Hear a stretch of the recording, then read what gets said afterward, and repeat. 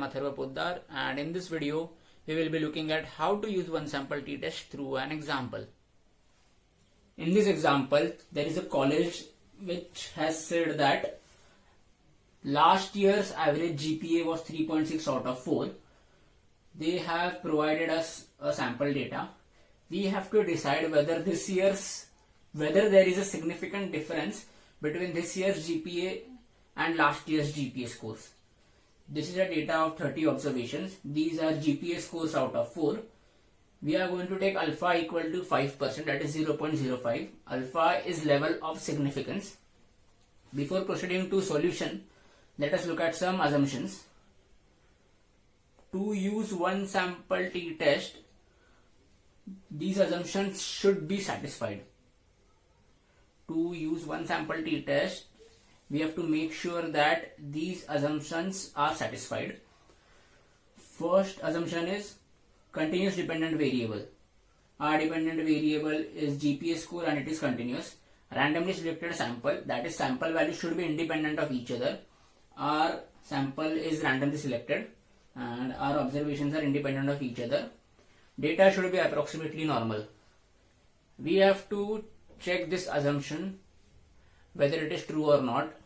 In this example, we are going to assume that it is true and proceed with the solution. Sample size should be reasonably large. Our sample size is 30, which is reasonably large. So let's start with solution. While solving any problem, it is a good practice to write down the information which we have with us. So we know size of sample, which is 30. We know level of significance, which is 5%, 0.05. We have value of mu naught, which is 3.6. From the sample, we can find out sample mean, x bar, which is 3.3167. We can also find out sample standard deviation, which is 0.6232. Remember this, in sample standard deviation, denominator is n minus 1, not n. Now, we will frame the hypothesis to be tested. This is our null hypothesis H naught, which is mu equal to 3.6 equal to mu naught. 3.6 is the value of mu naught for this question. Alternative hypothesis HA is mu is not equal to 3.6. Sometimes alternative hypothesis is also denoted by H1. We have to decide that whether there is a significant difference between this year's GPA and last year's GPA. To decide that, we need a decision criterion which is based on rejection region or critical region. So what is this rejection region or critical region? Rejection region or critical region is a set of test statistics. If the calculated test statistic falls in this region, in this critical region, then we reject H naught.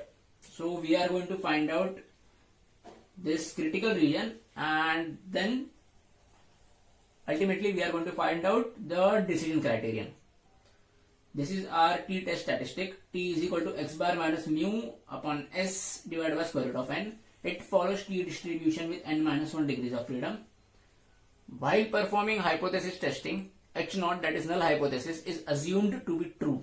So under the assumption of H naught being true, t-test statistic will become x bar minus mu naught upon s divided by square root of n. We will substitute mu naught in place of mu because H naught null hypothesis is mu equal to mu naught. Now look at these two statements. X bar is unbiased estimator of mu, and that is why we can say that x bar is close to mu, not exactly equal to mu, but close to mu. And when H naught is true, mu is equal to mu naught. From these two statements, we can say that x bar is close to mu. Why? Because x bar is close. From these two statements, we can say that x bar is close to mu naught. Why? Because x bar is close to mu and mu is equal to mu naught, and hence we can say that x bar is close to mu naught. And when this is true, this numerator becomes close to 0, and ultimately this whole term becomes close to 0. when this is true, the numerator becomes close to 0 and ultimately this whole term becomes close to 0. Now there are two types of error in hypothesis testing. First is type 1 error, which is rejecting H0 when H0 is true. Second is type 2 error, which is not rejecting H0 or accepting H0 when H0 is not true. Not rejecting H0 or accepting H0 when H0 is not true. We are going to use type 1 error. We are going to equate probability of type 1 error with alpha, which is 0.05 in this case. So probability of type 1 error is equal to alpha. It becomes probability of rejecting H0 when H0 is true equal to alpha. When can H0 be rejected? When H0 is not true. So it becomes probability that H0 is not true given that H0 is true is equal to alpha. When H0 is not true, then what is true? Alternative hypothesis, that is HA. So this becomes probability that HA is true given that H0 is not true equal to alpha. Now let us look at our test statistic again. T is equal to x bar minus mu naught upon S divided by square root of n.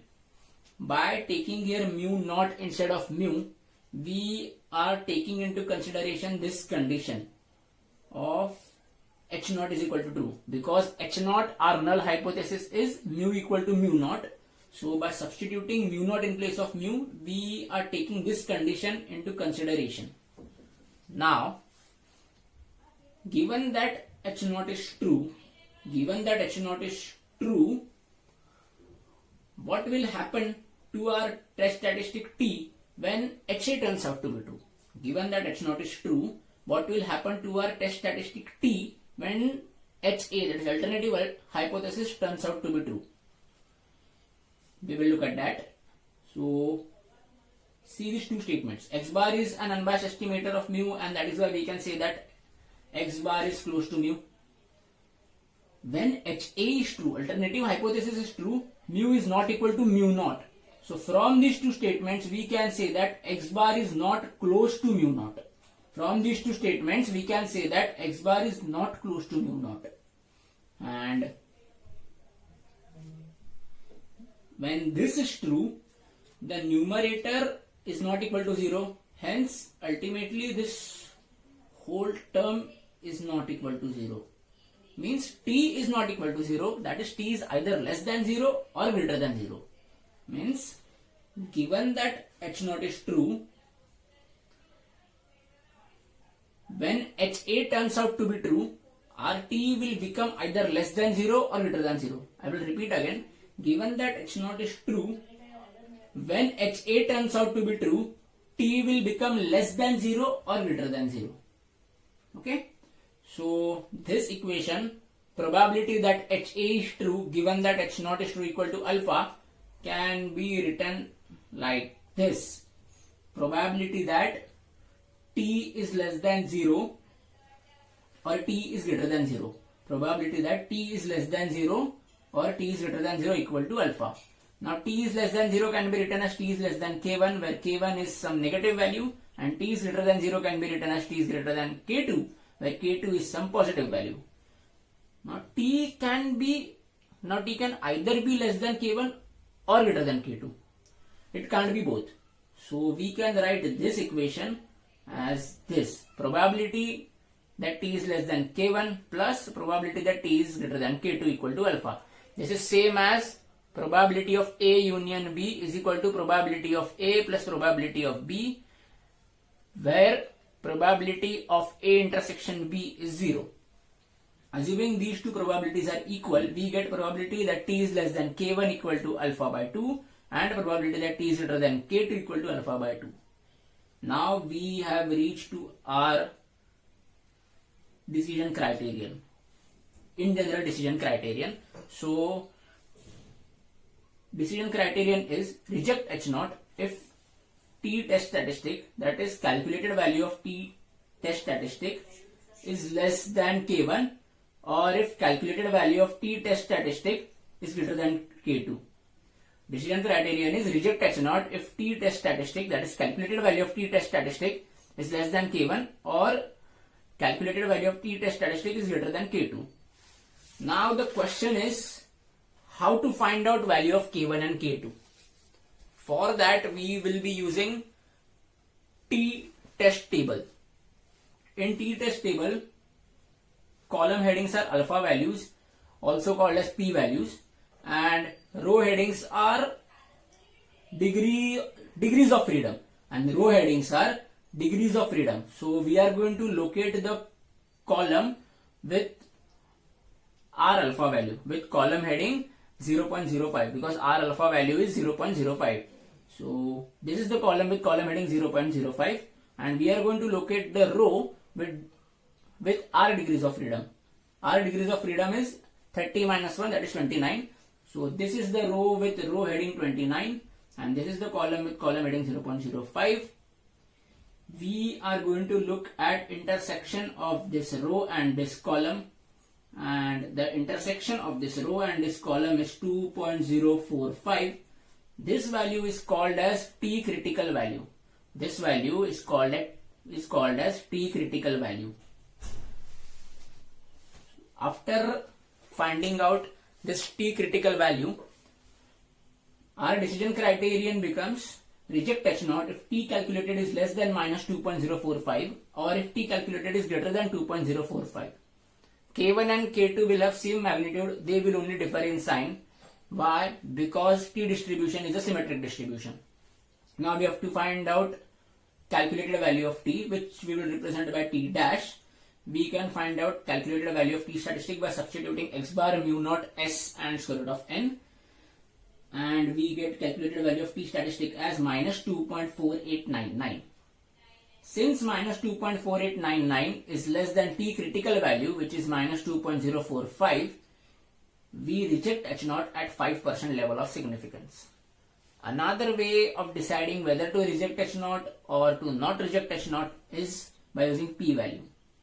P value is equal to probability of T less than T calculated into 2. Here, this T is T test statistic which follows T distribution. This T is T test statistic which follows T distribution. That is, this T is variable, and this is T calculated, that is calculated value of T test statistic, and this value is constant. So for two-tailed one sample t test, p value is probability of T less than T calculated into 2. So final decision in this question is reject H0 at 5% level of significance and conclude that this year's GPA scores are significantly more than or significantly less than, that is, this year's GPA scores are significantly different from last year's GPA scores on an average.